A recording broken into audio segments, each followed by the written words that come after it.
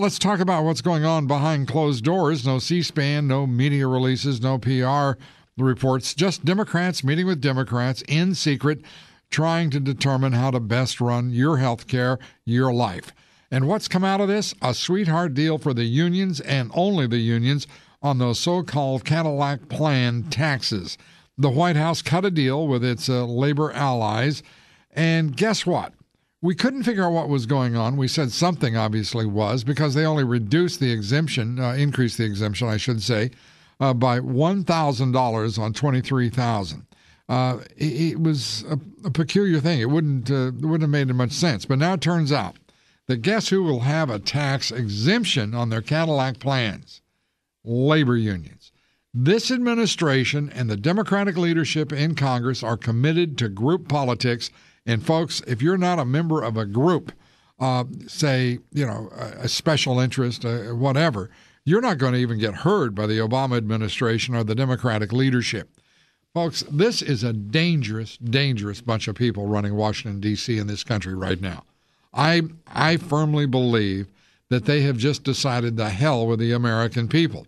And I think that in following this approach, I believe this alone should cost them probably 20 to 30 seats in the House. The American people are going to put up with it. Even the Republicans are smart enough to use this to their advantage at the polls in November. One Democrat who's in big trouble is Senator Ben Nelson from Nebraska. And maybe this would be a lesson for Democrats in passing Obamacare. Nelson and his wife were leaving dinner at a new pizza joint near their home in Omaha last week. A patron started complaining about Nelson's decisive vote in favor of the Senate health care legislation.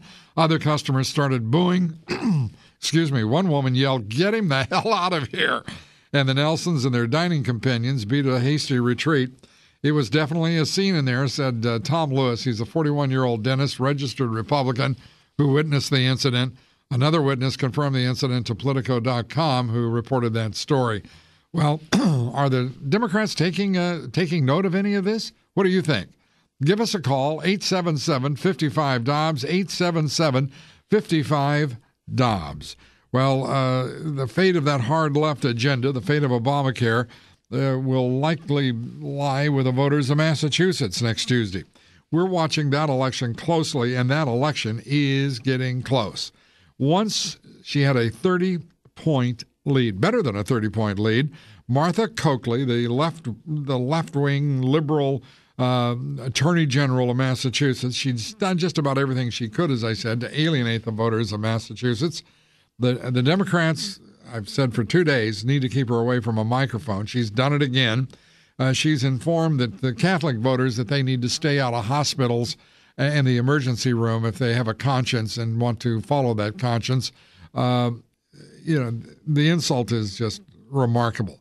She's insulted all of the voters of Massachusetts, acting as though she's above having to shake hands with the unwashed voters of Massachusetts outside a cold Fenway Park.